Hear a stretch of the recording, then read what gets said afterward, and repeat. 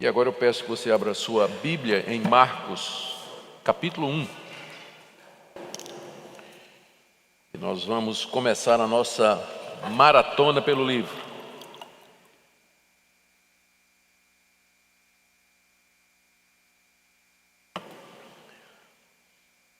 Vamos ler apenas o verso 1 de Marcos, capítulo 1. Princípio do Evangelho de Jesus Cristo, Filho de Deus. Pai querido, nós estamos diante do Evangelho de Jesus Cristo, Teu Filho, e nós queremos aprender, nós queremos conhecer.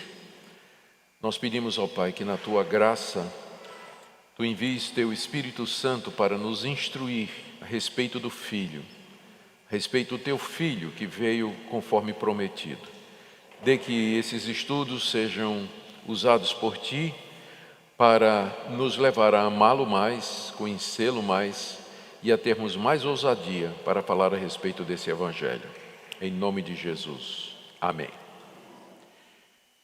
Queridos, é geralmente aceito pelos estudiosos que esse Evangelho ele foi escrito por Marcos com base no testemunho de Pedro. Eusébio, o primeiro grande historiador da igreja, no século IV, na sua obra História Eclesiástica, se refere ao Evangelho de Marcos como sendo o testemunho de Pedro. Marcos, ele é aquele jovem discípulo que se converte depois, ele vem a conhecer a Cristo provavelmente depois da morte e da ressurreição de Jesus. Ele primeiro foi companheiro de Paulo e depois ele foi companheiro de Pedro. Acompanhou os dois grandes apóstolos do primeiro século nas suas viagens missionárias. E é daí que Marcos tem todas as informações que nós temos aqui a respeito de Jesus Cristo. E o testemunho de Pedro é a sua principal fonte. Então, num certo sentido, o Evangelho de Marcos é o Evangelho de Pedro, é o testemunho desse apóstolo tão conhecido. Marcos escreveu antes do ano 70, em meados da década de 60, provavelmente, e a sua audiência era a Igreja de Roma. Ele escreveu para os cristãos que estavam em Roma, já ameaçados de perseguição, questionados pelos judeus e pelos gentios sobre quem era Jesus, esse Jesus que eles tanto falavam. Marcos escreve o Evangelho para mostrar, como diz aqui no verso inicial, que ele é o Filho de Deus. E que isso ficou provado pelo seu ensino, pelas suas obras, pelos seus milagres e pelos seus prodígios. E que, portanto, os cristãos de Roma podiam ficar tranquilos e firmes na fé que eles haviam recebido e que haviam aprendido. Provavelmente Marcos foi o primeiro evangelho a ser escrito. Ele serviu de base para Mateus, escreveu o seu evangelho, para Lucas escreveu o seu evangelho, embora, é claro, Mateus, como testemunho ocular, também tinha material sobre Jesus, e Lucas era um investigador que tinha muitas outras fontes, mas Marcos parece ter sido a base de todos os outros dois evangelhos chamados sinóticos, né? Mateus, Marcos e Lucas.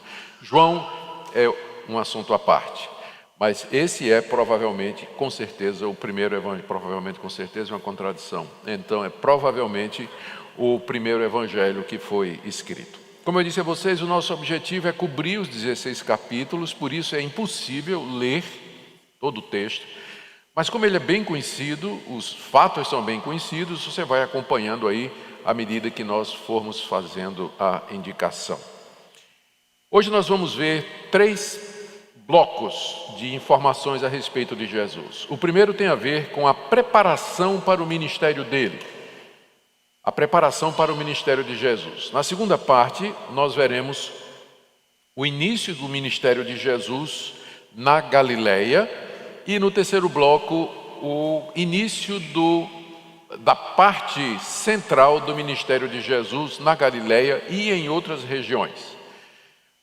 Se você quer uma visão ampla do Evangelho, então ele primeiro fala da preparação para o ministério de Jesus, do início do ministério de Jesus na Galileia, a parte central desse ministério, e depois o ministério de Jesus na Judéia e na Pérea, depois a última semana de Jesus em Jerusalém, com sua morte e ressurreição. Em linhas gerais, o Evangelho cobre esses episódios da vida de Jesus. Hoje, 3 blocos iniciais. O primeiro, a preparação para o ministério de Jesus. A preparação para o ministério de Jesus é feita através de 3 eventos. O primeiro deles é a aparição de João Batista, anunciando a chegada de Jesus. O segundo é o batismo de Jesus. E o terceiro, a sua tentação no deserto. Esses 3 eventos preparam Jesus para começar o seu ministério. Então, o primeiro, o aparecimento de João Batista, precursor de Jesus, capítulo 1, de 1 a 8. Existiam profecias a respeito de alguém que viria antes do Messias. Está em Isaías capítulo 40, verso 3, voz do que clama no deserto. Está em Malaquias capítulo 3, verso 1, quando Deus diz que vai mandar o anjo dele diante da sua face, vai mandar o mensageiro diante da face do Messias para preparar o seu caminho. E em Malaquias capítulo 4, de 5 a 6, onde é dito que antes dos fins dos tempos, Deus mandaria o profeta Elias.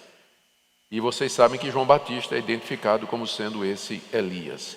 Então, o livro começa com essas profecias e apresenta João pregando no deserto, versos 4 a 6.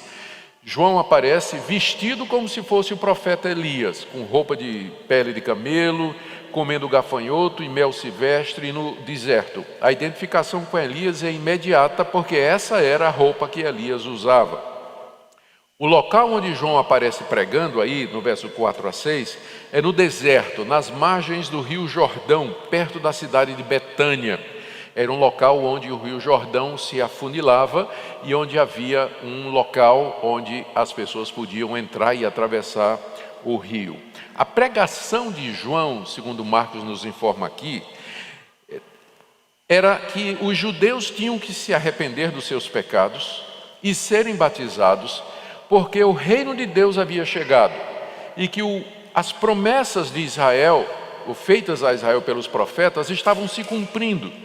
Porque embora João batizasse com água, estava chegando alguém que era mais poderoso do que ele. João não era digno nem de pegar as sandálias dele, e que batizaria com o Espírito Santo. E esse que estava vindo era maior do que João Batista, porque já existia antes de ele existir. O que era novo aqui? O batismo, ele já era conhecido pelos judeus, embora a marca da identificação do povo de Deus fosse a circuncisão no Antigo Testamento, mas no período intermediário entre o Antigo e o Novo, e nos poucos anos antes de Jesus aparecer, os judeus praticavam um batismo para iniciar quem não era judeu na fé cristã. Então, todo prosélito, ele era batizado. A gente não tem ideia se esse batismo era por aspersão ou por imersão. Nós vamos deixar essa treta para outra briga, outra hora. Mas todo novo judeu convertido que vinha de fora do judaísmo, ele passava por um processo de batismo. Já era conhecido o batismo como forma de iniciação. O que há de novo aqui é que João Batista está batizando e ele estabelece o arrependimento e a fé no Messias como condição para que essas pessoas fossem batizadas. Ele chamava os judeus ao arrependimento. Segundo evento, esse primeiro evento é o surgimento de João Batista. O segundo evento é que no meio do povo que vinha ser batizado por João, Jesus aparece. Jesus aparece no Evangelho de Marcos, já adulto, com 30 anos de idade, se submetendo ao batismo de João. Ele veio de Nazaré, está dito aí no verso 9, Nazaré era a cidade onde ele morava. Ele veio de Nazaré para o Jordão. O Evangelho de Mateus diz que João não queria batizá-lo, mas finalmente João aceita. E quando Jesus é batizado, no momento do seu batismo, há uma voz que vem do céu dizendo: esse é meu filho amado em quem me comprazo. E a gente não tem certeza se foi João Batista ou Jesus, porque o texto é ambíguo. Diz que ele viu o Espírito de Deus descendo sobre Jesus na forma de pomba. Então teve essa visão, provavelmente foi visto por João Batista. João viu quando o Espírito Santo desceu sobre Jesus na forma de pomba. Então esse é o segundo evento preparatório. Jesus é iniciado, ele ali toma o lugar do pecador e ele se submete à justiça de Deus e confirma que João Batista era enviado de Deus quando se submete ao batismo. O terceiro evento que marca essa parte de preparação é quando Jesus é levado ao deserto para ser tentado, versos 12 a 13. Marcos é muito breve. Os outros evangelhos dedicam mais tempo a isso, mas em 2 versículos apenas, Marcos diz que Jesus é levado ao deserto para ser tentado logo depois do batismo, e foi tentado durante 40 dias pelo diabo, mas depois ele diz que ele estava com as feras. O deserto era um local onde tinha animais selvagens, mas os anjos serviam a Jesus durante esse período. A gente sabe que nesse período houve 3 tentações específicas feitas pelo diabo. A primeira, para transformar pedras em pães. Segunda, para pular do alto do templo. E terceiro, para adorar Satanás e receber os reinos deste mundo. Por que era necessário que Jesus passasse por isso? Porque Jesus é o segundo Adão. Ele é o representante da nova humanidade. Assim como Adão foi testado lá no paraíso, foi tentado e caiu, Jesus também tinha que ser provado e tentado, só que ele não caiu. Ele resistiu a todas as tentativas do diabo de fazê-lo desobedecer a Deus, ao contrário do primeiro Adão lá no paraíso, que caiu debaixo da tentação. O que esses eventos representam? Primeiro, que João Batista é o grande e último profeta de Israel. Depois não tem mais profetas, como Isaías, Jeremias, Ezequiel, Daniel. João Batista é o último deles, como Jesus vai dizer mais adiante. Segundo, que a grandeza de João Batista não estava em milagres ou curas, mas simplesmente no fato de que ele era o precursor de Jesus Cristo, aquele que teve a honra de preparar o caminho para a vinda de Jesus. E o seu ministério é o cumprimento de várias promessas. Também a gente aprende desses 3 eventos que o reino de Deus nesse mundo foi implantado de forma decisiva com a chegada de Jesus, porque a mensagem de João é essa: o reino de Deus está chegando. Então vocês se arrependam, vocês se preparem, porque é só através do arrependimento que vocês podem entrar no reino de Deus. Terceira coisa que a gente aprende é que Jesus se submete voluntariamente à vontade de Deus. Ele toma o lugar do pecador, porque ele não precisava ser batizado, porque ele não tinha de que se arrepender. Como santo filho de Deus, ele não tinha pecado. E o batismo de João era batismo de arrependimento para perdão de pecados. Mas Jesus se submete porque ali ele começa a tomar o lugar do pecador. Ali ele começa a se identificar com o seu povo pecador que ele haveria de salvar. Como eu disse, ele é o segundo Adão, o representante do povo de Deus, foi tentado pelo diabo como Adão, não caiu em tentação, venceu e finalmente ele haveria de triunfar na cruz. Esse é o primeiro bloco do Evangelho de Marcos. Jesus, então, é introduzido através desses 3 eventos. Segunda parte é o início do ministério de Jesus na Galileia, que você encontra aí do verso 14 até o verso 15. É tão pouquinho que eu vou ler. Depois de João ter sido preso, foi Jesus para a Galileia pregando o Evangelho de Deus e dizendo: o tempo está cumprido, o reino de Deus está próximo, arrependei-vos e crede no Evangelho. João sai de cena, porque João é preso. Logo depois desses eventos, João Batista é preso e decapitado pelo rei Herodes. João sai de cena e agora o foco do Evangelho é Jesus Cristo. A Galileia, onde Jesus começa o batismo, onde começa o seu ministério, era ao norte da região onde ele teve o seu batismo. A Galileia era ao norte da Palestina, era uma região muito desprezada. Os galileus moravam na proximidade com os povos gentios e os judeus puro sangue da Judeia desprezavam completamente a Galileia. Jesus poderia ter começado o seu ministério lá na Judeia, lá em Jerusalém, na capital, mas ele foi lá para o Nordeste, e desculpa a expressão, mas é que eu sou nordestino, não vou fazer ofensa a ninguém. Mas seria mais ou menos isso. Ele podia ter começado a ministrar em São Paulo, ou no Rio, ou em Brasília, onde estava lá todos os poderes, mas em vez disso ele começou lá no Nordeste. É curioso que até geograficamente a Galileia equivale ao Nordeste quando você olha o mapa do Brasil. Ele começa lá na Galileia o seu ministério.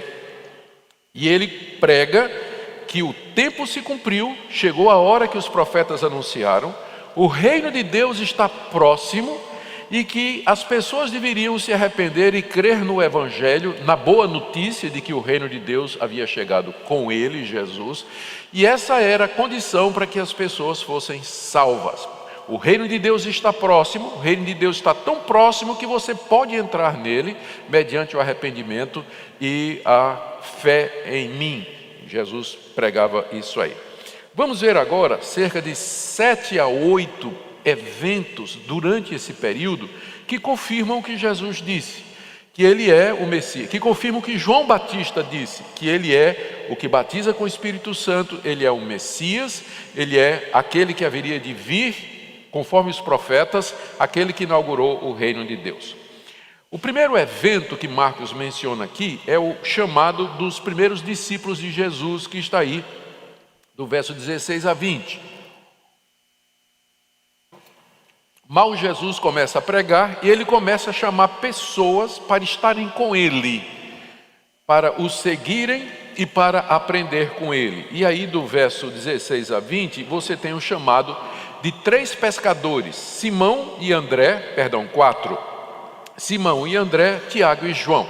Eles eram irmãos, né? Simão e André eram irmãos e Tiago e João também eram irmãos. Eles tinham em comum que eles eram pescadores. Ali nas margens do Mar da Galileia, que foi onde Jesus começou o seu ministério, só para lembrar aqui, Jesus vai para a Galileia e ele faz a sede do seu ministério na cidade de Cafarnaum. Cafarnaum fica às margens do chamado Mar da Galileia, que na verdade não era mar, era um grande lago, na verdade, mas era chamado de mar naquela época. E Jesus tem como sede a casa de Pedro. Vai ficar como sendo a sede do ministério dele, a casa de Pedro, que era ali em Cafarnaum. A família de Jesus tinha ficado em Nazaré, que ficava mais para a esquerda quando você olha o mapa, mas Jesus foca em Cafarnaum e na região ao redor do Mar da Galileia. E lá havia muitos pescadores. E Simão e André já conheciam Jesus, de acordo com o Evangelho de João, eles já conheciam Jesus, e eles são chamados juntamente com Tiago e João para se unir a Jesus, e a promessa que Jesus faz é essa: vocês vão se tornar pescadores de homens. Essa foi a chamada que Jesus fez, dizendo: venham após mim e eu farei de vocês pescadores de homem. E ali e eles vêm, os 4 então se unem e seguem a Jesus. E dali Jesus entra na cidade de Cafarnaum, que era a cidade onde ele vivia, e ele entra no sábado lá na sinagoga, e aparece um homem endemoniado lá na sinagoga, começando a dizer que Jesus é o Filho de Deus. Os demônios já sabiam aquilo que Jesus estava dizendo e que João Batista estava anunciado, que o Filho de Deus estava chegando, que na verdade havia chegado. Os demônios foram os primeiros a perceber isso. Os demônios disseram: é ele, esse que a gente temia, esse que a gente não queria que viesse, ele chegou. E uma pessoa endemoniada começou a professar no meio da sinagoga que Jesus era o Filho de Deus. Está aí do verso 21 até o 28. E Jesus expulsa o demônio somente com a palavra, causando grande sensação e espanto, porque naquela época tinha exorcismo. Os judeus praticavam o exorcismo, só que o exorcismo durava 7 dias. Se pegava objetos da pessoa, orava em nome de Yahvé, os sacerdotes faziam toda um cerimonial, lutavam contra o demônio durante 7 dias para expulsar o demônio. Imagine qual não é o espanto quando lá na sinagoga Jesus diz assim: sai. E o demônio sai na hora, e todo mundo então começa a perguntar: quem é esse? Lembra que o tema central de Marcos é a identidade de Jesus, o segredo messiânico? Começa então, esse milagre de Jesus já provoca: ué, quem é esse que expulsa demônios só com a palavra? De onde vem essa autoridade? Quem é essa pessoa? E a partir dali, Jesus começa um ministério itinerante nas vilas e cidades ao redor da Galileia, pregando nas sinagogas, expulsando demônios, curando doentes e anunciando a chegada do reino de Deus. Era isso que Jesus fez durante quase 2 anos ali na região da Galileia, que nós vamos ver. Ele ia nas sinagogas das cidades, ele ia para as vilas, ele ia para os campos, e onde ele podia, ele expulsava demônios, ele fazia milagres curando os enfermos e anunciava a chegada do reino de Deus. E enquanto isso ele estava chamando os seus discípulos, chamando as pessoas que haveriam de estar com ele. Os episódios aqui, o próximo episódio mencionado, é a cura da sogra de Pedro, está aí do verso 29 até 39, né? 29 a 39 você tem o resumão que eu dei aqui. E Jesus cura a sogra de Pedro, depois cura muitas outras pessoas em Cafarnaum. Ele sai visitando as cidades de Naim, Caná, Betsaida, Corazim, Genezaré e Tibérias, que eram cidades que estavam ao redor do mar da Galileia. Ele não fica o tempo todo em Cafarnaum, ele é um itinerante, porque ele entendia que a vontade do Pai era alcançar o maior número possível de pessoas, e ele começa a proibir os demônios de dizerem quem ele é. Os demônios já sabiam quem era ele, mas ele diz: cala a boca, né? Cala-te e sai dessa pessoa. É comum aparecer aqui nesse período. Jesus não queria que os demônios dessem testemunho dele. Destaque, próximo evento aqui, o evento número 4, né, durante esse período que Marcos destaca, é a cura de um leproso, que está do verso 40 ao verso 45. O destaque está no fato de que Jesus manda o leproso para Jerusalém, para se mostrar ao sacerdote, e proíbe que ele diga a alguém como ele foi curado.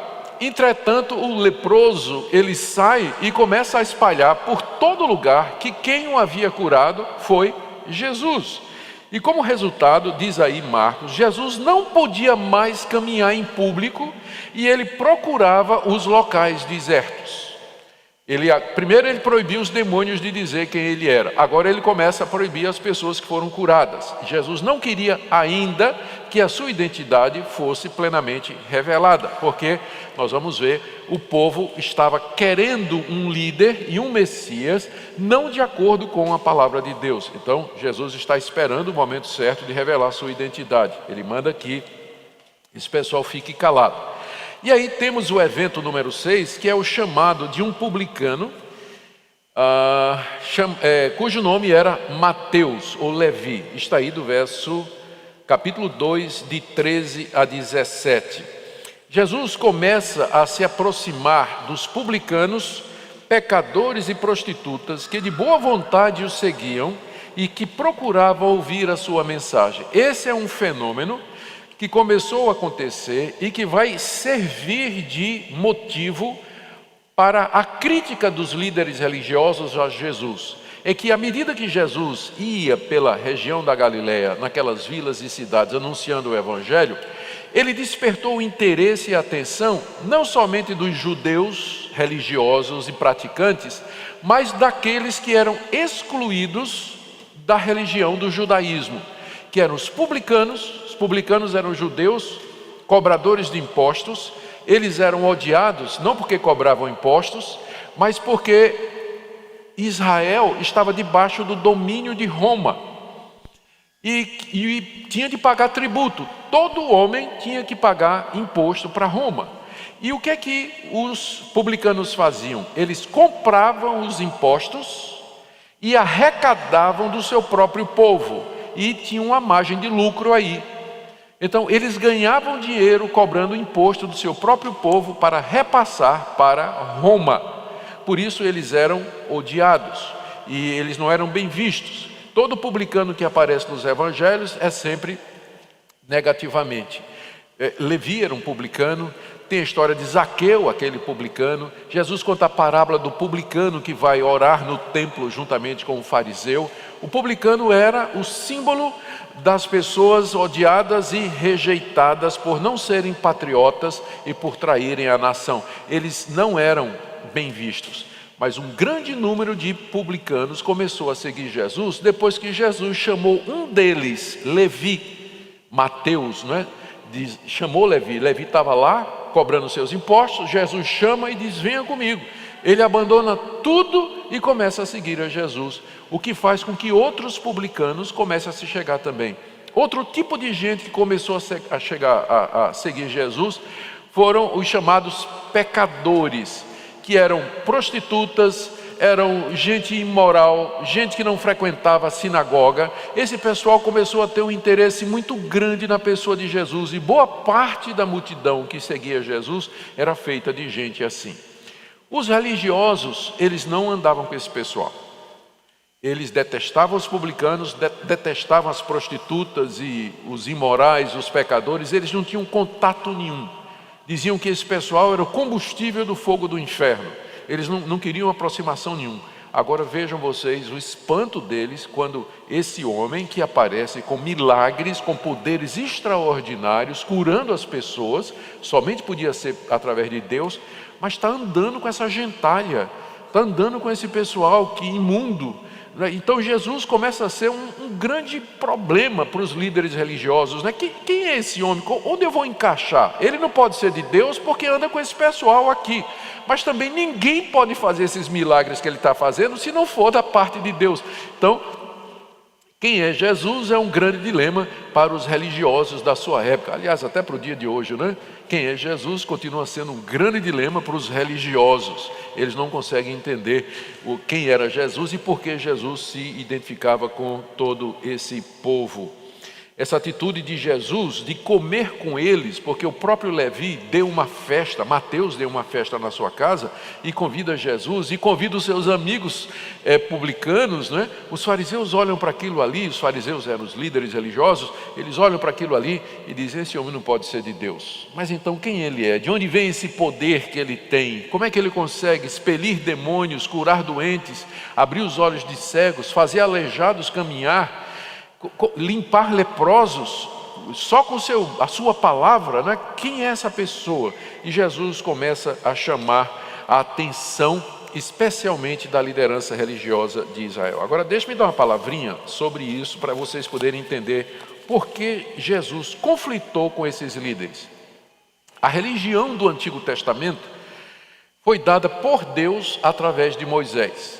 Então todas aquelas leis, todos aqueles tipos, todas aquelas normas a respeito de sacrifícios, construção de um tabernáculo, o ministério dos sacerdotes, mostra que a religião que Deus revelou a Israel era uma religião baseada na graça.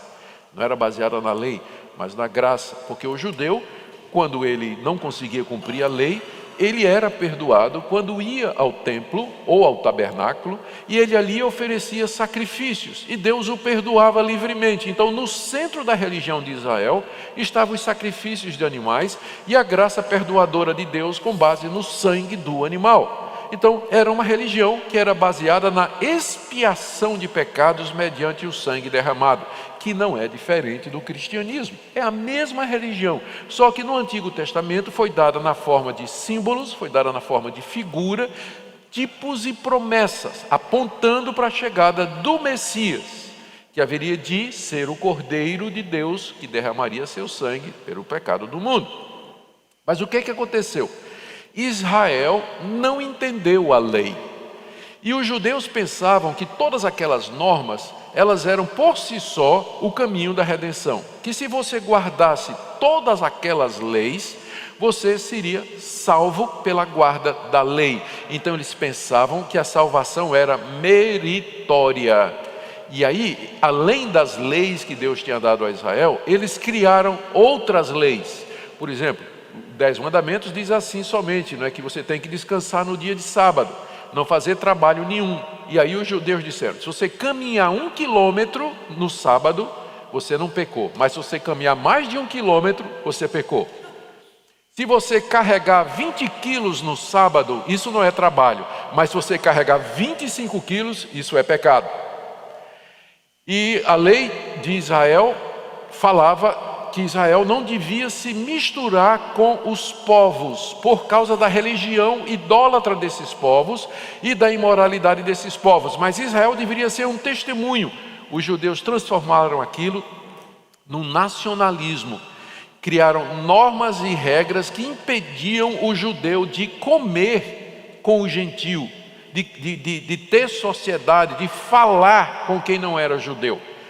Por isso, eles ficam, vocês podem entender agora, como Jesus é motivo de espanto para os líderes religiosos, porque Jesus, na perspectiva deles, quebrava todas estas leis. Jesus era assim, era alguém perigoso para a religião daquela época, o judeu, para o judaísmo daquela época, que a gente chama o judaísmo do segundo templo.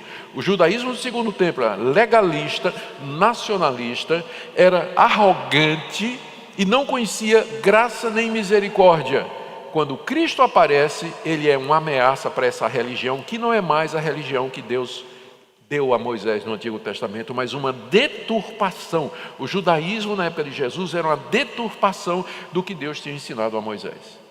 E é por isso que Jesus representa uma ameaça para eles. Jesus não encaixa dentro dos padrões que eles tinham feito.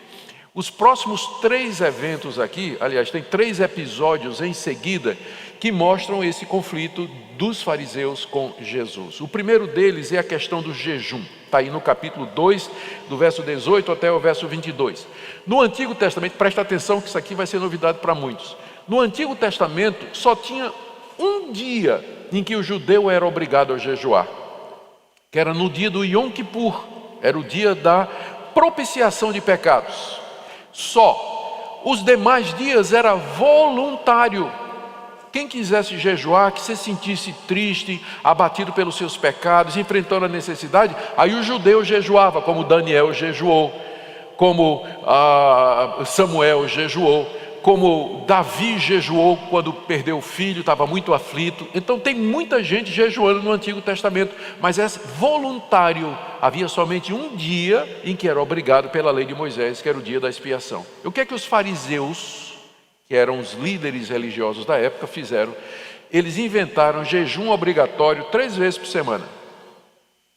Então todo judeu daquela época jejuava 3 dias por semana. Era obrigado, fazia parte da religião deles. E sabe quantos dias por semana Jesus jejuava? 0. E quantas vezes na semana os discípulos de Jesus, que começam a ouvir o ensinamento de Jesus, sabe quantas vezes jejuava por semana? 0. E é por isso que aqui no verso 18 ao verso 22 se levanta a questão eu estou aqui no capítulo 2, capítulo 2 de 18 a 22, diz assim: os discípulos de João e os fariseus estavam jejuando de acordo com a norma deles, a tradição deles. E vieram alguns e perguntaram a Jesus: por que jejuam os discípulos de João e dos fariseus, mas os teus discípulos não jejuam? Então Jesus já não cabia na religião da época, mas por que vocês não estão jejuando? Todo mundo jejua. E Jesus responde com aquela famosa resposta, diz: imagine que você vai para uma festa de casamento para jejuar. Todo mundo está feliz porque o noivo está lá. Quem vai jejuar numa festa de casamento? Meus discípulos estão felizes porque o noivo chegou, sou eu. Por que eles vão jejuar? Agora, quando eu for embora, eles vão jejuar, mas por enquanto eu estou com eles, não tem motivo para jejuar. Isso só fazia sentido se você cresce que Jesus era o noivo, ele era o Messias, o Filho de Deus. Mas isso os fariseus não entendiam, os judeus não entendiam. Daí dizendo: ele está quebrando a lei, esse cara não pode ser de Deus, ele não está seguindo a nossa tradição, ele não jejua. Segundo episódio tem a ver com a guarda do sábado. São 2 episódios na verdade. Marcos diz aí no capítulo 2 de 23 a 28 que os discípulos de Jesus catavam espigas no dia de sábado. Estava atravessando uma plantação de trigo e os discípulos estavam com fome. Então eles saíram quebrando as espigas, esfregando e comendo aquele trigo, torrando, tostando e comendo aquele trigo ali. Os fariseus disseram: isso no dia de sábado, isso é trabalho, não pode. Não pode, vocês estão quebrando a lei fazendo isso no sábado. E aí Jesus então responde dizendo: vocês não lembram quando no Antigo Testamento, no momento de grande necessidade, Davi entrou no templo e comeu daqueles pães sagrados, quem só podia comer o sacerdote? Ou seja, a necessidade humana está em cima ou sobre a lei da guarda do sábado. E eu sou maior do que o sábado. Quando a lei manda guardar o sábado, você não deve ver isso de uma forma a ponto de impedir a vida. Viver e servir a Deus está acima de você guardar o sábado. Resposta de Jesus, dizendo que ele inclusive era maior do que o sábado. E o terceiro episódio também se dá quando Jesus, entrando na sinagoga, no dia de sábado, capítulo 3, de 1 a 6, capítulo 3, de 1 a 6, a sinagoga que é provavelmente a mesma sinagoga de Cafarnaum, tem lá um homem com a mão ressecada, e diz o texto aí que os fariseus estavam tudo olhando para ver se Jesus ia curar o cara, para acusar ele de quebrar o sábado. E Jesus, sabendo disso, chama o homem na frente: estende a tua mão. E o homem estendeu, era uma mão seca, mirrada, e o homem estendeu a mão, e na mesma hora a mão ficou tão boa como a do outro. Aí os fariseus ficaram revoltados: esse homem não pode ser de Deus, ele está quebrando o sábado, está curando no sábado. Jesus responde: hipócrita, se o seu boi, sua ovelha cair no poço no dia de sábado, vocês vão lá e tira. O que é que vale mais, a vida desse homem ou do boi? E os fariseus ficavam, porque não tinham como responder Jesus, porque Jesus estava expondo, dando exposed na hipocrisia deles o tempo todo, mostrando que eles tinham deturpado a verdadeira lei de Deus. E aí do capítulo 3, de 7 a 12, você tem um resumo do que foi esse ministério inicial de Jesus na Galileia. Diz aí que Jesus se retira com seus discípulos para as margens do mar da Galileia. Muita gente, o ministério super popular, multidões concorriam, pessoas de várias regiões acompanhavam Jesus. E Marcos diz aí, eu estou no verso 7 a 12 do capítulo 3, Marcos diz aí que tinha gente ali da Galileia, tinha gente da Judeia, lá do centro-sul, tinha gente de Jerusalém, tinha gente da além do Jordão, do outro lado do Rio Jordão, que era a região de Decápolis, onde tinha muitos gentios também. Dos arredores de Tiro e Sidom, se você olhar no mapa, fica lá em cima à esquerda, na beira do mar Mediterrâneo, que era a região dos fenícios. Ou seja, vinha gente de tudo quanto era lugar para ouvir e ver esse fenômeno que era Jesus de Nazaré, que estava curando todo mundo, expelindo demônios, ensinando coisas novas, ensinando que o reino de Deus tinha chegado, a necessidade do arrependimento, que para o judeu, me arrepender de quê? Eu sou filho de Abraão, eu sou judeu, fui circuncidado, raça de víboras. Jesus dizia: se vocês não se arrependerem, vocês todos perecerão. Era uma mensagem nova. E o pessoal começa a perguntar: quem é ele? Quem é essa pessoa? De onde vem esse poder extraordinário? Quem dá autoridade a ele para falar dessa forma? O que é que a gente aprende dessa fase inicial do ministério da Galileia? O que é que Marcos quer ensinar? Sem dúvida, a grande questão que esses eventos levantam, quando você percebe o contexto daquela época, é: quem é Jesus? Para os discípulos, ele era o Messias. Os discípulos já tinham consciência de que ele era o Messias, aquele que tinha sido enviado da parte de Deus. Mas os discípulos, e marque aqui o que eu vou dizer, eles ainda não compreendiam o que é que isso representava, que Jesus era o Messias. Porque a visão judaica daquela época, a visão messiânica, era de que o Messias seria um líder político, um líder nacionalista, um líder militar, que juntaria as 12 tribos debaixo do seu comando, lutaria contra os exércitos romanos e derrotaria os exércitos romanos e colocaria Israel como sendo o reino dominante, ou o país dominante, a força dominante sobre todo o mundo. E o Messias, com o seu poder, haveria de implementar um período de paz. Nesse período, o Messias chamaria todas as nações para debaixo do seu governo, e o Messias derramaria o Espírito Santo sobre todos eles. Mas a visão principal que os judeus tinham sobre o Messias é que ele era um nacionalista, ou seja, que ele viria para livrar a nação de Israel do domínio romano e que colocaria Israel como sendo a nação mais importante da terra. Então os discípulos criam nisso, eles diziam, Jesus é o Messias, mas só que eles tinham essa ideia de Messias. Por isso que quando Jesus começa a dizer, eu vou ser traído, eu vou ser morto, eu vou ser entregue na mão dos sacerdotes e dos gentios, os discípulos disseram, mas peraí, né? Como assim? É por isso que Judas se decepcionou. Por isso que Judas perdeu as esperanças, porque Judas, não é que só pensava em dinheiro, ele viu em Jesus a oportunidade de lucrar, de ser alguém importante, quem sabe alguém que ia se sentar à direita de Jesus no trono do mundo, como o maior império da terra. Quando ele viu que Jesus não ligava para isso, e tudo isso começou quando quando aquela mulher derramou aquele perfume caríssimo sobre a cabeça de Jesus, de nardo puro, era um elemento caríssimo, e Judas disse, que desperdício, isso aí podia ser dado para os pobres. Só que Judas é que tinha a sacola, a conta da poupança, né? Onde entrava o dinheiro dos discípulos, e ele tirava aquele dinheiro de lá. Quando ele viu que Jesus não ligava para isso, Jesus disse deixa, ele perdeu as esperanças. Ele disse, o que é que eu posso fazer para ganhar dinheiro com Jesus?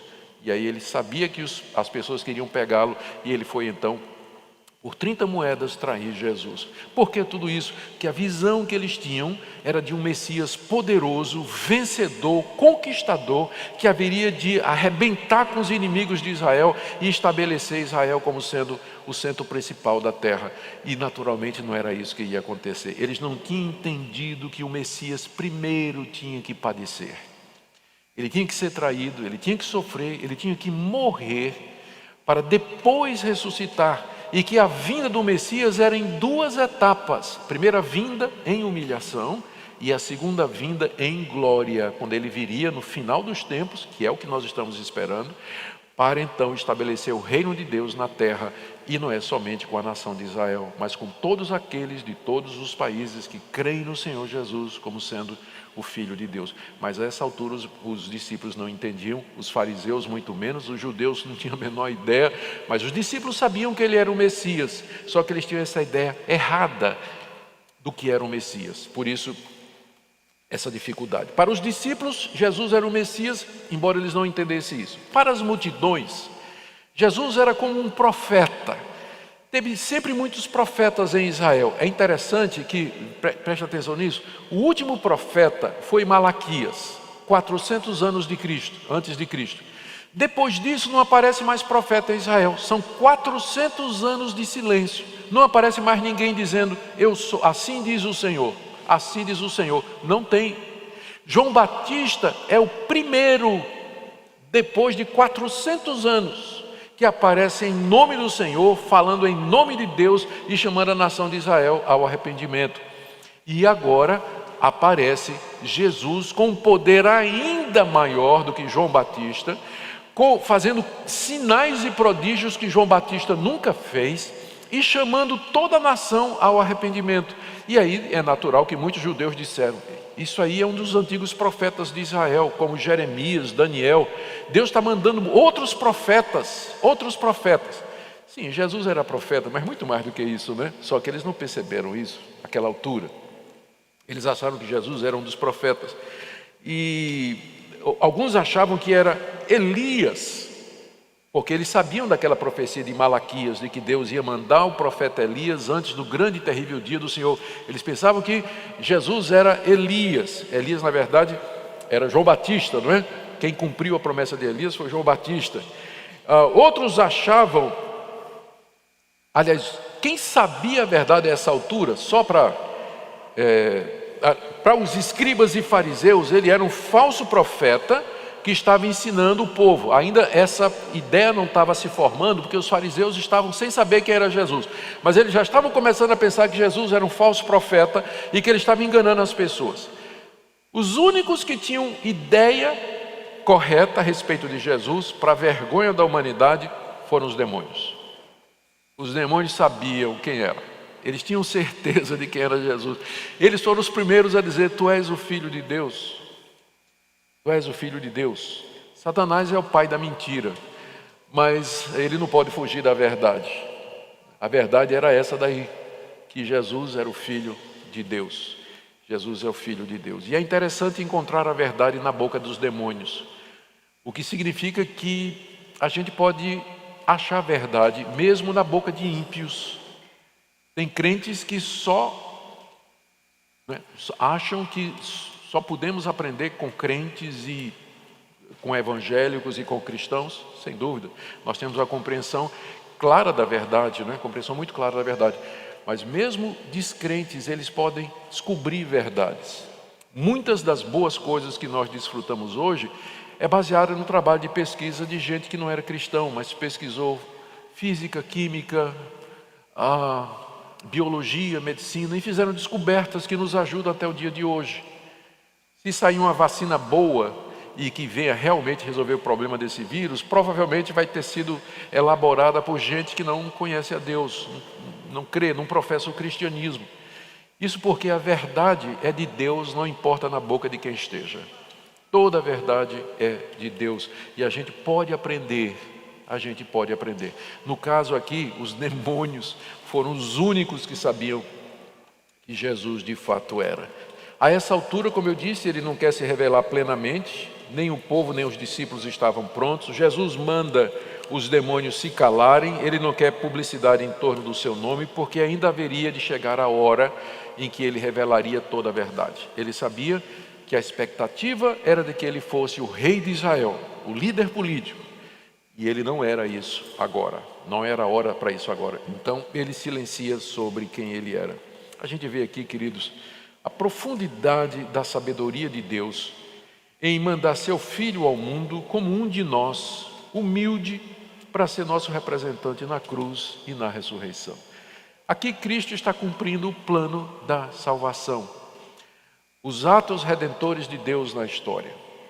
Jesus aparece na plenitude dos tempos e aparece de forma humilde. Nós não podemos esquecer, mesmo que Marcos não mencione, que ele nasceu numa cidade, numa vila humilde, a vila de Belém, num país pequeno e desprezível aos olhos das grandes potências daquela época, Egito, Mesopotâmia, Assíria, grandes reinados e principados e poderes, o Império Romano. Jesus não nasceu em nenhum desses lugares, mas ele nasceu numa vilazinha de Belém e nem mesmo numa casa, ele nasceu numa estrebaria e o seu primeiro berço foi um estábulo, foi no estábulo lá.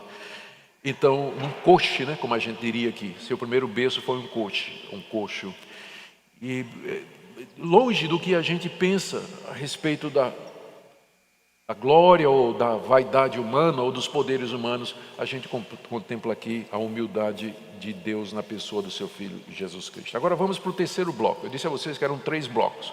Só fazendo uma lembrança para vocês estarem seguindo, Primeiro nós vimos os eventos que marcam a preparação de Jesus para o ministério, que foi o aparecimento de João Batista, o seu batismo, o batismo de Jesus e a tentação no deserto. Depois nós vimos o início do seu ministério na região da Galiléia, lá no nordeste daquela época. Ele ali viaja pelas vilas, pregando o evangelho, expulsando demônios, curando pessoas e ensinando coisas que na verdade era a verdade de Deus, que estava no Antigo Testamento, mas para o judaísmo da época representava um grande desafio e um grande conflito. E ali Jesus começa a chamar os discípulos, a chamar discípulos para si, gente ao seu redor. Nós vimos o chamado de 4 pescadores. Nessa altura ele já tinha chamado outros também, que Marcos não narra, que já estavam com ele.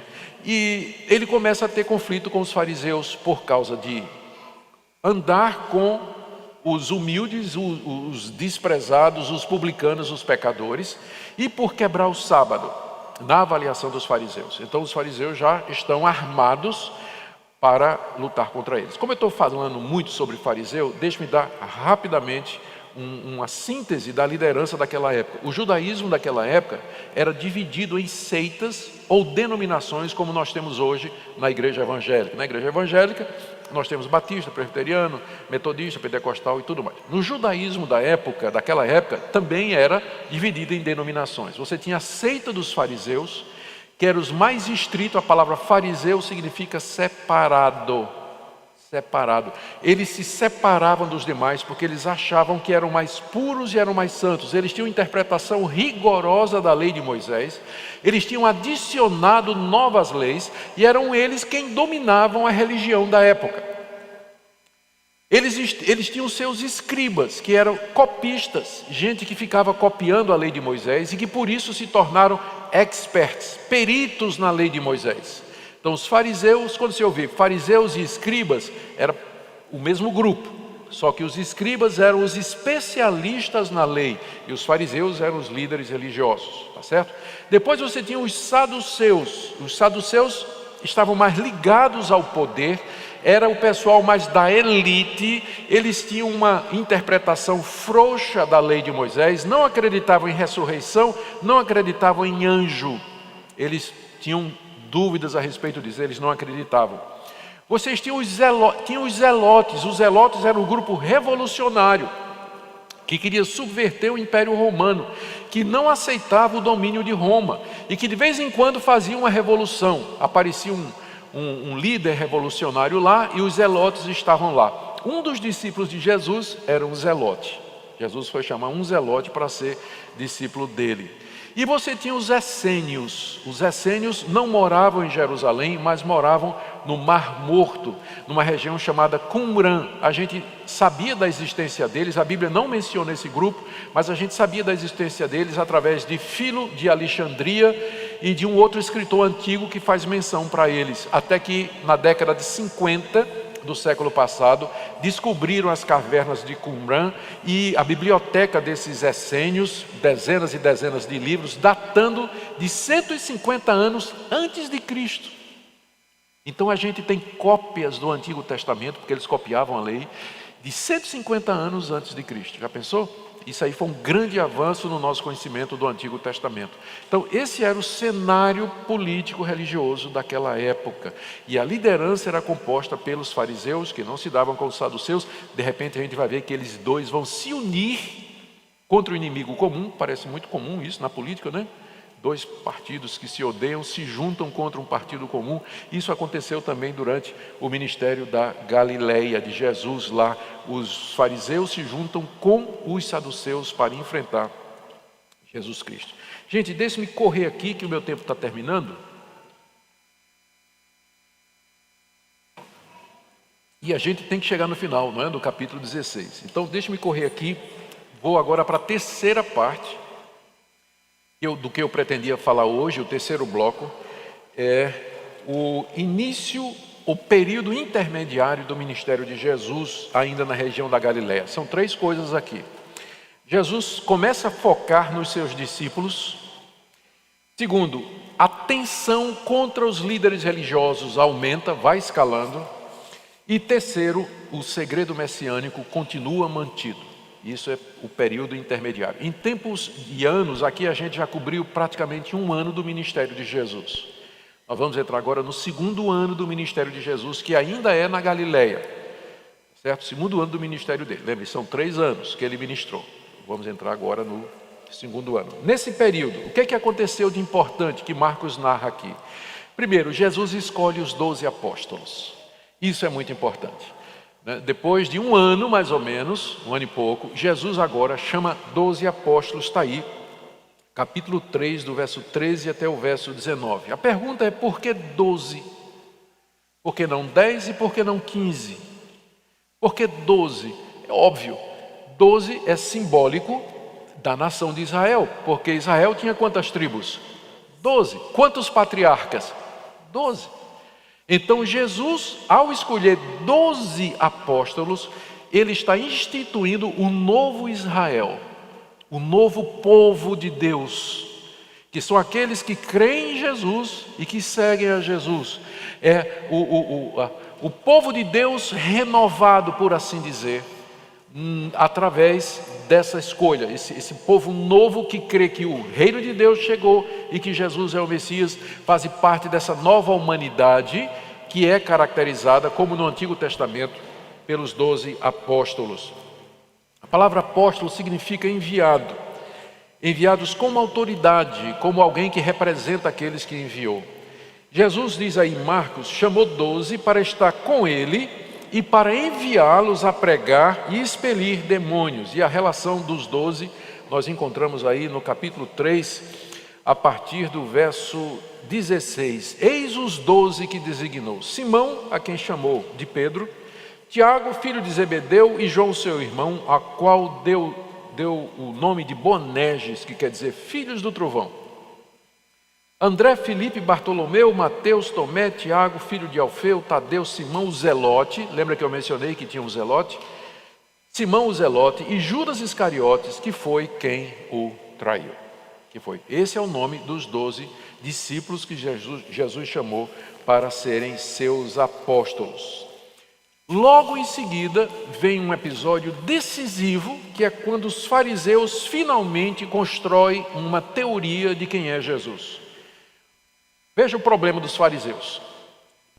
Esse homem faz sinais, prodígios e milagres. Isso eles não podiam negar, porque os milagres de Jesus eram públicos e Jesus curava gente que todo mundo sabia que era cego, aleijado, leproso, doente, paralítico. Jesus curava essas pessoas. Não são determinadas curas que aparecem aí, né, e que você não sabe quem é a pessoa, não sabe se era mesmo, e se depois você não tem acompanhamento para saber se foi curada mesmo. Não. As curas de Jesus eram públicas, notórias e conhecidas, a ponto de que os seus adversários não conseguiam negar isso. Não conseguia, porque era real mesmo. Então eles tinham um problema, porque esses sinais e esses prodígios só Deus podia fazer. Mas por outro lado, Jesus não podia ser de Deus. Por quê? Quebrava o sábado, curava no sábado, comia, né, fazia festa no sábado com seus discípulos, comia e bebia com publicanos e pecadores, quebrava toda a tradição dos escribas e dos anciãos. Então ele não podia ser de Deus. Então quem é esse homem? De onde vem esse poder? Mas havia uma terceira alternativa. E eu imagino alguém chegando e dizendo: mas peraí, gente, tem outra solução. E se o poder dele vier do diabo? E se ele for um endemoniado? Aí está explicado. Explica porque é que ele tem poder para fazer estas coisas. Ele faz isso pelo poder de Satanás. E explica porque que ele está quebrando toda a lei de Deus. Ele está possuído por um espírito. Essa foi a conclusão que os fariseus chegaram. Isso está aí no capítulo 3, de 20 a 30. Jesus havia retornado com seus discípulos para Cafarnaum e estava ali ministrando a multidões. E era tanta gente que Jesus não parava nem para comer. E aí a família de Jesus veio lá de Nazaré. Maria, os 4 irmãos de Jesus e as irmãs de Jesus. José já tinha morrido a essa altura, porque ele nunca é mencionado nos evangelhos, a não ser no episódio do nascimento de Jesus. Provavelmente José já tinha morrido. Então Maria, viúva, juntamente com os filhos, vem lá de Nazaré para, diz o texto, prender Jesus, porque achava que Jesus estava louco, Jesus precisava ser internado. Veja como era séria a questão de quem era Jesus. A própria família dele achava que tinha alguma coisa errada com ele, porque Jesus não encaixava no que as pessoas entendiam naquela época. Achavam que ele estava doido e vieram de Nazaré para prender Jesus e colocar no manicômio, porque essa seria a quarta opção, né? Ele está louco. E foi a opção que a família de Jesus escolheu. E foram lá prender Jesus e levar e internar Jesus. E aí então os fariseus, e aqui eu quero ler para vocês, capítulo 3, do verso 20. Os escribas, veja o verso 22, os escribas que haviam descido de Jerusalém diziam, lembra quem eram os escribas? Eram os especialistas na lei da religião dos fariseus, que de tanto copiar a lei, eram conhecidos como doutores da lei e experts na lei. Esses eram os mais perigosos. Os escribas que vieram de Jerusalém disseram: ele está possesso de Beelzebul. Baal-zebub, em grego, era o nome de uma divindade pagã conhecida como o Deus das moscas, o Senhor das moscas, porque a palavra Baal significa Senhor. Então, era um demônio, era um Deus adorado pelos pagãos, conhecido como o Senhor das moscas, e era conhecido considerado o maioral dos demônios, o demônio mais importante, ou o anjo, ou o Deus mais importante para os pagãos. E aí os fariseus disseram: ele está possuído por esse anjo, por esse espírito, esse demônio chamado Beelzebul. Por isso que ele pode fazer os milagres que ele está fazendo. Qual foi a resposta de Jesus? A resposta de Jesus foi, primeiro, contar a parábola do reino dividido. Jesus disse: mas como assim? Beelzebul está expulsando Beelzebul? Todo reino que tiver dividido contra si mesmo vai cair. E toda casa dividida contra si mesmo não persiste. Se eu estou possuído de Beelzebul e eu estou expelindo demônios, significa que meu reino não vai prosperar. Eu estou dando um tiro no pé. Primeira resposta. Segunda resposta. Jesus conta a parábola do homem valente. Ele diz assim: imagine que você quer roubar um homem forte, valente, conhecido por ser violento, armado, e que tem um tesouro na sua casa. Você quer roubar aquele tesouro. Você só pode entrar na casa dele para roubar o tesouro dele se você primeiro amarrar ele. Se você vencê-lo e amarrá-lo, aí você pode roubar o tesouro dele. O que é que Jesus queria dizer com isso? Eu só expulso demônios porque eu já amarrei o chefe deles. É por isso que eu tenho o poder para livrar as pessoas de Satanás, porque eu já amarrei Satanás. O meu poder é maior do que o de Satanás. E aí a terceira coisa que Jesus diz, que aí eu quero que você leia comigo. Verso 28 até o verso 30. Em terceiro lugar, Jesus diz: em verdade eu digo que tudo será perdoado aos homens, os pecados e as blasfêmias que proferirem, o que você fizer de errado, e as blasfêmias, as idiotices e bobagens que você disser contra Deus, Deus pode perdoar se você se arrepender. Mas aquele que blasfemar contra o Espírito Santo não tem perdão para sempre, visto que é réu de pecado eterno. Isso porque diziam: está possesso de um espírito imundo. Agora você sabe o que é a blasfêmia do Espírito Santo. Se eu falar, mas quando você lê no contexto, você agora entende o significado.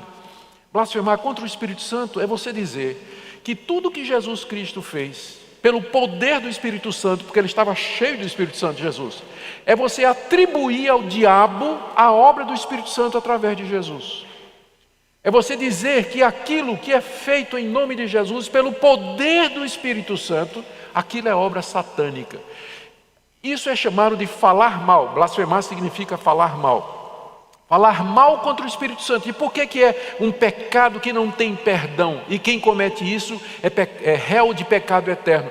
Porque é exatamente o Espírito Santo quem nos convence da verdade, é quem nos convence da justiça, que nos leva a Jesus Cristo. Se você o chama de Satanás, você está resistindo àquele que é capaz de converter você, convencer você e levar você a Deus. Por isso que você está lutando contra a sua própria conversão. Então é uma inconversão.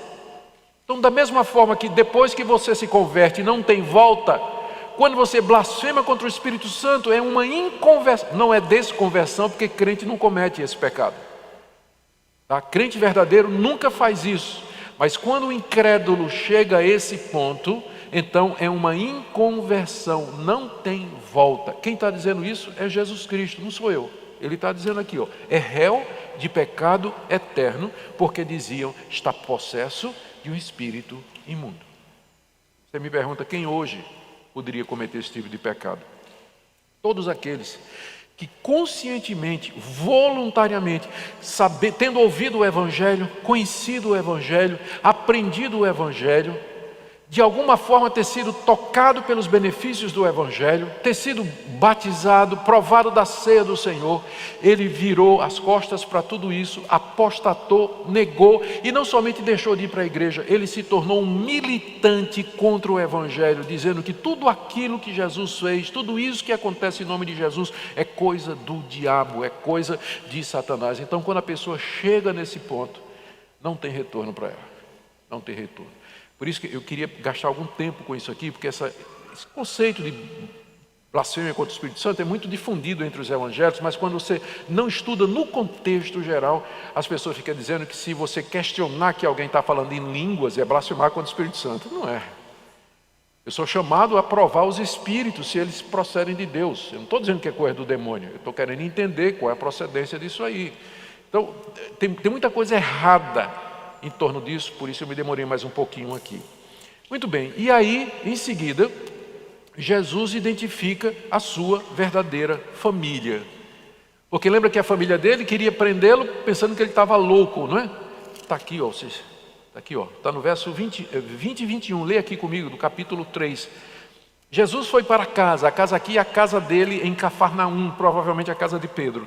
Não obstante, a multidão afluiu de novo, de tal forma que nem podiam comer. E quando os parentes de Jesus ouviram isso, saíram para o prender, porque diziam, está fora de si, ou está louco. E agora Jesus então define, eles disseram, vamos lá. Chegaram, que é o que diz aqui no verso 31. Nisso chegaram sua mãe e seus irmãos, e tendo ficado do lado de fora, mandaram chamar Jesus. Eles saíram de Nazaré, foram para Cafarnaum, chegaram lá na casa onde Jesus estava, era tanta gente que não podiam nem chegar perto de Jesus, e mandaram um recado para Jesus dizendo, olha, tua família, tua mãe e teus irmãos estão aí. Qual foi a resposta de Jesus? Quem é minha mãe e quem são meus irmãos? São esses que estão aqui e que estão ouvindo a palavra de Deus. Nossa, que pancada, né? Que pancada. Primeiro, sobre Maria. Os mariólatras, né, que querem fazer de Maria aquilo que ela não é. Maria merece todo o nosso respeito e consideração como crente que ela era, serva de Deus. Mas ela não era mais do que você e eu somos. A partir do momento que Jesus diz, quem é minha mãe? Ele já nega a Maria qualquer posição especial na igreja. Quando ele diz assim, minha mãe são vocês. Quem são meus irmãos? Meus irmãos são vocês, que estão aqui ouvindo a palavra de Deus. Jesus então identifica a sua verdadeira família, esse povo novo, esse novo Israel com os 12 apóstolos, é a família dele, aqueles que ouvem a palavra de Deus, nas palavras de Jesus aqui no verso 35, qualquer que fizer a vontade de Deus, esse é meu irmão, irmã e mãe. É o novo povo de Deus que surge com o ministério de Jesus, e ele deixa isso muito claro. E o último ponto aqui de hoje é quando Jesus, aqui é uma virada no ministério de Jesus, ele começa a ensinar por parábolas. Deixa eu beber uma aguinha aqui. O Marquinhos disse que eu podia ir até 1 hora, vocês não têm problema com isso? Não, vamos lá. Jesus começa a falar de parábolas, chegamos no capítulo 4. Capítulo 4, de 1 a 34, Jesus de repente começa a falar em parábolas. O que é uma parábola?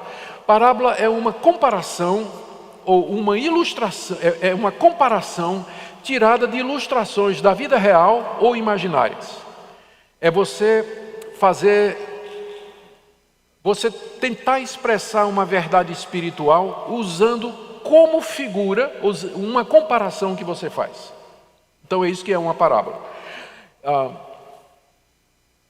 E as parábolas que Jesus contou, e ele começa, até aqui ele não contou nenhuma parábola, até aqui não tinha contado nenhuma, ele começa a contar a parábola a partir do capítulo 4. Até aqui Jesus tinha falado abertamente sobre o reino de Deus, mas agora ele começa a usar parábolas para falar sobre o reino de Deus. E o sentido, e ele diz toda vez, quando ele acaba de contar uma parábola, quem tem ouvidos para ouvir, ouça. A parábola tinha como objetivo ocultar a verdade às multidões e revelar a verdade aos seus discípulos. Aqui Jesus começa a fazer a separação. A parábola visava encobrir a verdade do reino de Deus para os incrédulos e revelar essas verdades aos seus escolhidos, ao seu povo, aquele que ele tinha chamado e que estavam com ele, que criam nele e faziam a vontade dele. Ele começa contando a parábola do semeador, que é bem conhecida, está aí no capítulo 4, de 1 a 9, do homem que saiu a semear e que a semente caiu em vários terrenos com resultados diferentes. E aí ele dá uma explicação sobre por que ele usa parábolas, está aí, aqui eu quero ler, do verso 10 ao verso 12 do capítulo 4. Quando Jesus ficou só, os que estavam junto com ele o interrogaram a respeito das parábolas. E Jesus respondeu: a vós outros é dado conhecer o mistério do reino de Deus, mas aos de fora tudo se ensina por meio de parábolas, para que vendo vejam e não percebam, e ouvindo ouçam e não entendam, para que não venham a converter-se e haja perdão para eles. O próprio Jesus dizendo: eu estou contando parábolas porque eu não quero que eles entendam, eu não quero que eles percebam, eu não quero que eles se convertam, mas eu estou trazendo isso para você. Note que Jesus começa a dizer isso logo depois da blasfêmia dos fariseus, que disseram que ele estava possesso de um espírito imundo, e Jesus disse: esse pecado não tem perdão. Então, o conflito com Israel chegou ao seu clímax. Chegou àquele ponto máximo em que os judeus rejeitaram a Jesus Cristo, dizendo que ele estava possuído de demônio. E essa opinião dos fariseus, com certeza, passou a ser a opinião de muita gente na multidão. E muita gente: é um endemoniado, é um endemoniado. Os fariseus estão dizendo, nossos pastores estão dizendo que ele está endemoniado, que a gente não deve andar com eles e tudo mais. É um endemoniado. Deus disse: está bem. Vocês agora vão ouvir parábolas a respeito do reino de Deus, vocês não vão compreender, vocês não vão ver e vocês não vão se converter. Em outras palavras, Jesus disse: seja feita a vontade de vocês. Esse é o pior castigo que Deus pode dar a alguém, é quando Deus diz: seja feita a tua vontade. É assim que vocês acham que eu sou? É assim que vocês me consideram? Tá bem, eu vou tratar vocês exatamente assim como vocês acham que eu sou. E aí Jesus começa a falar em parábolas. Depois dele esclarecer o uso de parábolas, ele explica a parábola do semeador para os seus discípulos, está aí do verso 13 até o verso 20. O significado da parábola. E é muito simples essa parábola. Eu vou me deter um pouquinho nela, porque ela é significativa. Ela explica por que as pessoas não estavam crendo em Jesus. Porque as pessoas não criam em Jesus. Jesus diz assim: eu sou como o semeador que estou jogando a semente. Eu estou pregando a palavra em todos esses lugares, fazendo sinais e prodígios. Só que o coração das pessoas é diferente. O coração de alguns é como aquele terreno onde é árido, onde a semente cai e não prospera porque não tem umidade. O coração de outros é um coração cheio de preocupações do mundo, como um terreno que está cheio de espinho, de cardos, abrolhos e espinhos que crescem e sufocam a semente. O coração de outros é como um terreno pedregoso, onde a semente não encontra espaço para se infiltrar. Por isso que eles não me ouvem. Jesus está explicando aos discípulos o porquê da grande rejeição dos líderes e agora da multidão contra ele. Coração das pessoas, mas tem sempre um, é interessante que de 3 tinha um, né? Mas tem aqueles cujo coração está preparado, em quem a semente caindo prospera e produz fruto em abundância. Jesus está dando a explicação para os discípulos do porquê daquele momento que estava acontecendo. E a partir daí ele conta mais 4 parábolas, todas elas relacionadas com o reino de Deus. Do 21 a 23, a parábola da lamparina, quando ele diz assim, que a candeia, a lamparina, ela vem para ser colocada no local público para dar luz a todos e não para ser escondida. E é o que eu estou fazendo. Eu vim para trazer a verdade, eu não vim para escondê-la dos servos de Deus, mas para torná-la clara. A segunda parábola está aí do verso 24 até o verso 25. Ele diz que o reino de Deus, pulei aqui a parábola da semente, está aí do verso 26 até o verso 29, parábola da semente, quando ele diz assim, que o reino de Deus é semelhante a um homem que lança semente na terra, e vai dormir e amanhece, a semente germinou, ele não sabe como, passa o dia e a noite, e aquela sementinha que ele plantou, ele germina e produz o fruto necessário. Assim é o reino de Deus, pequenos começos, você prega a palavra, Jesus está dizendo para os discípulos, tudo isso aqui ele diz para os discípulos, eu ensino a palavra, é como a semente que cai no chão, mas uma hora ela vai brotar, não aparece, age de maneiras misteriosas, Deus age de maneiras misteriosas e a semente vai brotar no coração de alguns. Depois a parábola do grão de mostarda, do verso 30 a 32, ele disse, o reino de Deus é como o grão de mostarda, que quando você semeia a menor semente, depois vira um arbusto grande, até passarinhos árvores fazem ninhos, o reino de Deus tem pequenos começos, meus discípulos. Não desanimem por conta da rejeição, não desanimem porque eles não creem em mim, porque o reino de Deus tem pequenos começos, como o grão de mostarda, que é pequenininho quando é lançado, depois ele vira uma grande árvore. Jesus, com essas parábolas, ele está querendo encorajar os discípulos, está querendo fortalecê-los, na verdade, para que eles não desanimem. E aí no capítulo 4, verso 33, eu quero que você leia comigo: com muitas parábolas semelhantes, lhes expunha a palavra, conforme permitia a capacidade dos ouvintes, mas sem parábolas não lhes falava. Tudo, porém, explicava em particular aos seus próprios discípulos.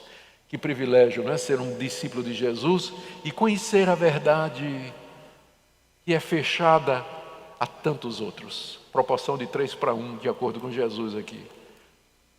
De acordo com Jesus aqui. Que privilégio fazer parte daquele povo que tem o coração, que recebe a semente de Deus. O que é que esses eventos nos ensinam? Após Jesus ter desfrutado de um período de grande popularidade, no início do seu ministério na Galileia, ele começa a experimentar a incredulidade dos líderes de Israel e a rejeição deles e também de uma parte do povo. Ele é considerado como endemoniado, sua própria família não entende quem ele é, acha que ele é louco e queria pará-lo. Ele então começa a falar em parábolas, reservando o sentido delas somente para os seus discípulos. E aí Jesus começa a se dedicar mais a eles. Jesus quer prepará-los para a missão que eles têm pela frente. Porque Jesus sabe que vai morrer. E quem é que vai continuar o reino de Deus? Por isso ele escolheu 12. Esses discípulos representam a continuação do reino de Deus que Jesus veio implantar aqui. Os discípulos recebem mais e mais informações sobre o reino de Deus, porque Jesus conta tudo para eles em particular, coisa que Jesus não dizia para a multidão. Embora os discípulos não compreendam plenamente ainda quem é Jesus e qual a missão dele nesse mundo, porque a questão da identidade de Jesus continua sendo um enigma. Profeta, João Batista, Elias, alguns imaginam que ele possa ser o Cristo, o Messias esperado, mas dentro das perspectivas políticas de Israel, nem mesmo a sua família, inclusive Maria, tinha entendido àquela altura quem ele seria. Isso tudo significa que somente Deus pode abrir os nossos olhos para entendermos quem é Jesus de Nazaré, o Filho de Deus, o Messias prometido, o Salvador do mundo, o Senhor da terra e dos céus, que morreu pelos pecadores e vive para todo sempre. Amém? Glória a Deus. Vencemos a primeira etapa. Amanhã, se Deus quiser, nós continuaremos a ver o ministério de Jesus na Galileia, onde muitos outros eventos importantes serão descritos aqui pelo evangelista Marcos. E a nossa expectativa é que Deus muito nos abençoe, que a gente aprenda mais sobre quem é Jesus, os fatos relacionados com o seu ministério, morte e ressurreição, para que nós o amemos mais e o sirvamos com inteligência e compromisso de coração. Amém? Vamos orar. Pai, te agradecemos pelo teu Filho, te agradecemos que ele veio, te agradecemos que ele suportou a contradição dos pecadores, a incompreensão do povo. Te damos graças porque ele não desistiu, mas ele perseverou. Te damos graças porque ele está sentado agora à tua direita, tem todo o poder no céu e na terra. E depois de ter inaugurado o reino, ele virá para consumá-lo. E a sua vinda nós esperamos com muita expectativa. Abençoa essa semana, Senhor, em que estaremos juntos. Em nome de Jesus. Amém.